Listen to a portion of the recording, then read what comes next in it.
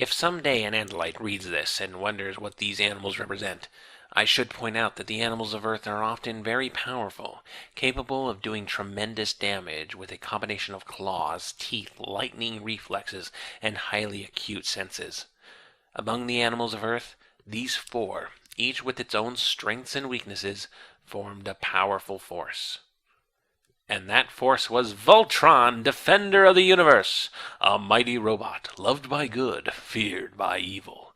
And Tobias will form the head. Yeah, Animorphs would have been a very different thing if it was made in the 80s.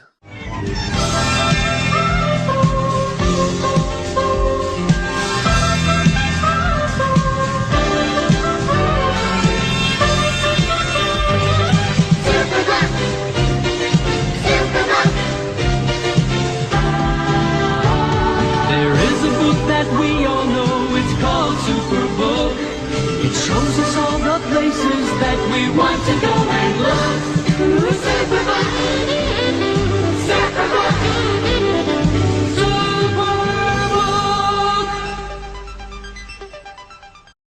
Our book opens with the Animorphs sneaking into the local newspaper, the Chronicle. The paper ran a front-page story on the sharing, and suspecting Yerk involvement, Mr. King, the chief posing as Eric's father, decided to investigate the Chronicle's offices. Now, Eric, he's a very skilled android with a lot of experience in spying and espionage. He's the kind of guy omnipotent beings want in their corner in chess matches against killer aliens. He gets things done. Mr. King is the doofy dad of that guy, and despite the natural advantages Enichi has in hiding and getting away from things, Mr. King still managed to get himself caught by the Yeerks and is presently being tortured for information, and now the Animorphs have to bust his ass out of there. Mr. King, you are the Danny Tanner of the Chi. So the Animorphs crash into the room where they're holding Mr. King and make quick work of his captors, but it turns out to be a trap, as a small army of Hork-Badgers swarm in. Visser Three is there. Visser Three is always there, and he directly engages axe and tail combat, proving to be quite the effective combatant. In fact, Visser Three kicks such a surprising amount of ass in this fight, you wonder why he keeps sticking to his usual morph a random Pokemon and see what happens strategy. The Animorphs find themselves with nowhere to retreat and defeat imminent, when suddenly some elevator doors open and out pop 4 Andalites, armed with shredders. 4 Andalites jumped from the elevator like bucks clearing a fence. They were everywhere at once, firing, whipping their tail blades with deadly precision. They were magnificent. I fought beside a young female. She had impeccable timing. She was dangerous. She was beautiful. Oh, I believe in my cause. Oh, where are you from? You sexy thing, you sexy thing, you... One of the Andalites make a charge at Visser Three, who seems to recognize him, calling him Arbat and making an escape when the Andalites hesitate to kill him. The single female in this group identifies herself to Axe as Estrid Coril Durath, and lets him know they'll be meeting again really soon.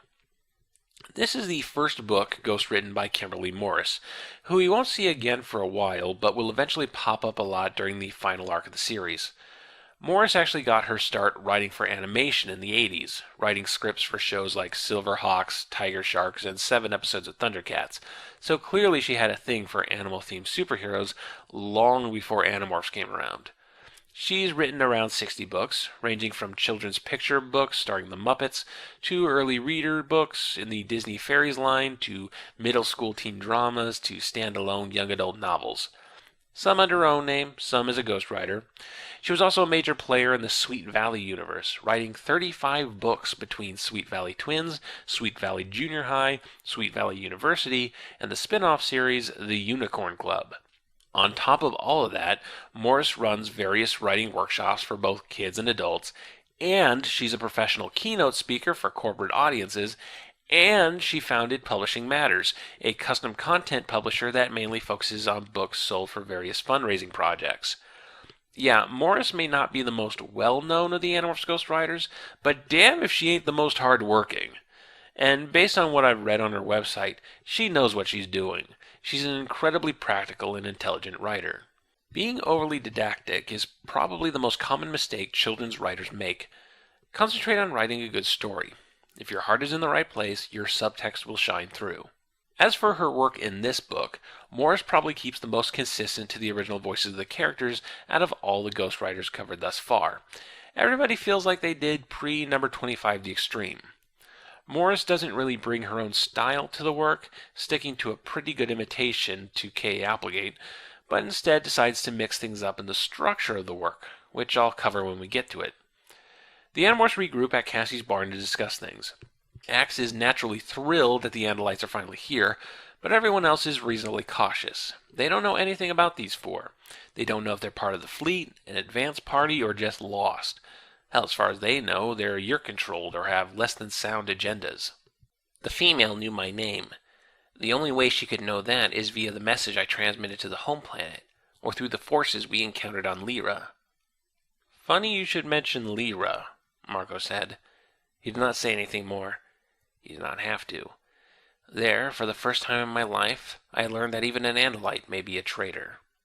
X keeps insisting these guys are the real deal, but it's pretty clear he's got a serious crush on this Estrid girl. The Animorphs are agog. They are aghast. Is Eximili in love at last? They've never seen him, ooh and ah. Well, there's nothing to be done now but wait, so Axe and Tobias take a trip to the mall to blow off some steam. But when they arrive, they find a young girl going crazy over jelly beans in a very Cookie Monster fashion. It doesn't take Columbo to determine that this is one of the new Andalites on the block. Probably Estrid, since, hey, why would you intentionally induce gender dysphoria if you could help it? Axe and Tobias get her out of there and calm her down, and Axe arranges a meeting with her superiors. Axe and Jake head out to the predetermined meeting spot, and here we're introduced to the Andalites. The humorless and ego-heavy Commander Gonrod Isfal Sonyeli, the quiet intelligence advisor Arbat Elevat Estoni, and the unruly and insubordinate Aloth Atamal Gahar. Pretty sure these are all just names of different pastas. Combined with Estrid's less than becoming etiquette for a mere cadet, and it quickly becomes clear that none of them really live up to Axe's or the reader's ideal Andalite. They're none too pleased to see Jake there. This is Jake, my prince. Gonrod snorted. Your prince. You insult the highest-ranking Andalite within light years by announcing your allegiance to a human child? Prince Jake did not react to the insult, but he did react to Gonrod's careless words. Your rank is commander, and you're the highest-ranking Andalite commander within light years? He looked at me, questioning. I was almost too disappointed to respond. I did not abandon hope, but my optimism was sharply reduced. I could only confirm what Prince Jake suspected. Commander is a rank, most often held by an Andalite in command of a small ship. A single small ship. I see. There goes our plan to bluff the enemy into thinking they are outnumbered. Elof let out a crack of laughter. Highly insubordinate. Gonrod keeps trying to bully Jake out of the conversation, but Jake maintains a cool demeanor and sharp wit in a way where you can see why the Animorphs would look up to him. When Gonrod flat out refuses to work with him, Jake and Axe starts to leave, so Gonrod orders Aloth and Arbat to stun Axe with shredders. But because Jake is the cool strategist and not the let's throw orcas at it and see what happens in this book, it's revealed that the rest of the Animorphs are there, morphed as snakes and poised for attack. Just like that, the Animorphs are in complete control of negotiations. We learn that after the victory at Lyra, Earth was the next priority for the Andalite fleet, but they ended up sidetracked by a whole other war that may or may not have anything to do with the Yeerks. These four are Unit Zero, a sabotage and assassination team sent to kill Visser Three. Discussion turns to Estrid, as we learn that female cadets are a very new thing in the Andalite military, and according to Gonrod, she was assigned to this mission by accident. She insists she's a good warrior, and she and Axe wind up in a tail duel. Axe wins, but Estrid still shows some mad skills. After that, we discover that Arbat is Aloran's brother, which is why he hesitated in attacking Visser 3 before. That's a lot of information to process, so the Animorphs return to the barn, but discussions start to turn sour. Cassie gets caught up on the killing his own brother thing, because that's the kind of none of your business that Cassie likes to stick her nose into. But really, it's a diversionary topic, because the Animorphs have just realized that the Andalite fleet is not coming, that the invasion of Earth is now in a seemingly endless backlog on the Andalite to-do list. Everyone stresses out and starts bickering, and then flat out arguing over if the war is even worth fighting anymore. Why use waiting tactics if there's nothing to wait for? Rachel and Marco have a physical altercation, resulting in Rachel storming out, saying she's going to do things her way, which, as we saw last time, is about as subtle as a wrecking ball knocking down a building made of more wrecking balls. Rachel whirled around, her face red with anger. "I'm through taking orders from you," she said through clenched teeth. "I'm through with Marco and his stupid jokes. I'm through with Cassie's hypocrisy." Rachel lifted her fist and punched a lantern hanging from a hook. The glass splintered and it fell to the ground. "I'm through with all of you!" she hissed, and stormed from the barn. Everyone goes their separate ways, leaving Axe alone in the barn, and he immediately calls out Estrid, who's been spying on the entire thing in Rabbit Morph. Even Axe knows that it takes a very brave rabbit to hang around a place where everyone's yelling and screaming. Estrid takes Axe to her cloaked ship, a triple-decker science vessel because all the military ships are a bit preoccupied.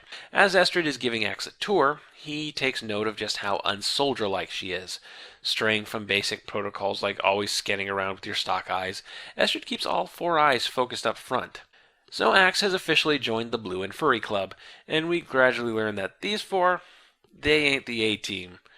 Arbat was a high-ranking advisor, but is long retired and now a professor at the University of Advanced Scientific Theory, which is the Andalite equivalent of taking a 60-year-old teacher from ITT Technical Institute and dumping him or her into the middle of Vietnam. Estrid is there on Arbat's insistence, meaning she's probably either a relative or Arbat's special student. Wink, wink, nudge, nudge. Now, if you were wondering how these guys found Axe at the Chronicle, tell us about Visser Three. Arbat seemed eager. Gonrod less so. Where is he when he is not on his blade ship? I do not know, I answered. How did you find him in the newspaper office? We did not, Arbat said. We found you. Our ship's sensors were programmed to locate your DNA pattern. We were able to download it from your Academy records. Could we not do the same with Alorans? I asked. Alorans from the old days, back before we used DNA encryptions. Oh, and did you know there are 2 other Andalites running around on Earth? We were going to get a hold of them, but they seemed kind of, gay subtext, so we left it. Yikes. I knew things were bad in the Andalite Empire, but I hadn't realized it had gone full-out police state. Being able to locate people from orbit by their DNA, Big Brother just got a big boner. That's almost certainly a response to Aloran being captured by Visser 3, but I wouldn't be surprised if some high-level Andalite politicians aren't enjoying the level of control they have over the populace. I kind of like how Arbat refers to it as the old days, like somehow being pre-DNA encryption is the equivalent of pre-electricity or pre-penicillin. Axe informs Unit 0 that the best place to find Visser 3 would be at the upcoming sharing meeting, but Arbat has bigger ideas of attacking the Yeerk pool because, hey, we're here, we might as well topple the Yeerk base of operations. Godrod shoots that down. They're here for one thing only, and they need to get in and get out quickly. Night has fallen, so Estrid and Axe fly out to the empty gardens under the guise of learning about Earth animals. But really, these are just 2 horny teenagers, hanging out. Axe learns that Estrid is an Estrine, like Cassie, someone with a high level of control over how they morph. She can even morph a full set of loose clothing, which has been established as pretty much impossible. Estrid explains that her mother is a professional morph dancer, and later we learn that her brother is a professional exhibition tail fighter, which explains her own abilities in tail-to-tail combat. And also Estrid is a scientific genius. Estrid is pretty much perfect at everything, which has resulted in a lot of readers calling her a Mary Sue. Of course, in this post-TV tropes age, people throw around the term Mary Sue so casually that it has lost a lot of its meaning in history. For a lot of people, Mary Sue seems to mean moderately competent female character and is used so thoughtlessly as to be damaging. It's an easy critique button for uncreative wannabe critics to press. For those who don't know, the term Mary Sue comes from a piece of satirical Star Trek fanfiction written by Paula Smith in 1973 called A Trekkie's Tale. The story was a 4-paragraph tale of Lieutenant Mary Sue, a teenage half-Vulcan who joins the Enterprise crew, has Kirk fall immediately in love with her, proves herself more logical than Spock, saves the Enterprise crew twice, then dies with all the main characters crying over her body. First off, A Trekkie's Tale is not a satire of any one thing, but of all the problems running amok in Star Trek fanfiction at the time. Paula Smith was an editor of one of the biggest Star Trek fan magazines at that time, and had to go through thousands of fanfics, and with most things, the vast majority of them sucked. A Trekkie's Tale is basically a collection of all the worst errors made by amateur writers, put into one place as a "this is what not to do" guide for future submissions.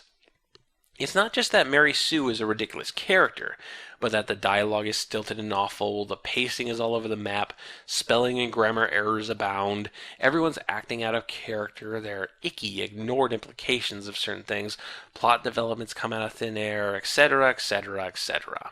But what of the Mary Sue itself? Here, Paula Smith wasn't being critical of hyper-competent female characters, but of author insert characters that take center stage over the main characters. The problem with Mary Sue the character is not that she's super talented, but that her talents eliminate the need for Kirk, Spock, McCoy, and Scotty to even be there. She can just do all their jobs for them, and in fact does. She is the fan fantasy of being in the Star Trek universe, running your own ship, having your own adventures. That's actually a very specific but real thing in fiction, fan or otherwise. But as time has progressed, the Mary Sue has become so much broader, non-specific, and almost entirely aimed at female characters for some reason that the term Mary Sue is pretty much worthless. Under its original definition, Estrid is clearly not a Mary Sue. She's in no way an author insert character, unless Kay Applegate has some really weird opinions about herself. She doesn't become a substitute for other characters, and she's not even gushed over in the same way Mary Sue was in A Trekkie's Tale. Axe has an immediate attraction to her, but that's almost entirely the gonads talking. Despite his attraction, Axe is constantly questioning Estrid's actions, which are unbecoming of a soldier and more of a pampered princess. Axe even assumes that she's Arbit's niece and is basically riding on his coattails. Any modern definition of Mary Sue is too sloppy to be useful here, so what exactly is Estrid in narrative terms? Considering this book is from Axe's point of view, I've heard some claim, a male gaze reading of the book, that Estrid is an ideal potential girlfriend to lure Axe back to the Andalites, putting her in a kind of seductress role. That's a step in the right direction, I think, but not entirely on the mark. There is a seduction going on here, but it's less directly from Estrid, the sexy female character, and more from what she represents. This is the fourth standard book narrated by Axe, and out of those four, 3 of them deal with Axe's relations to his own people. The other one deals with cows.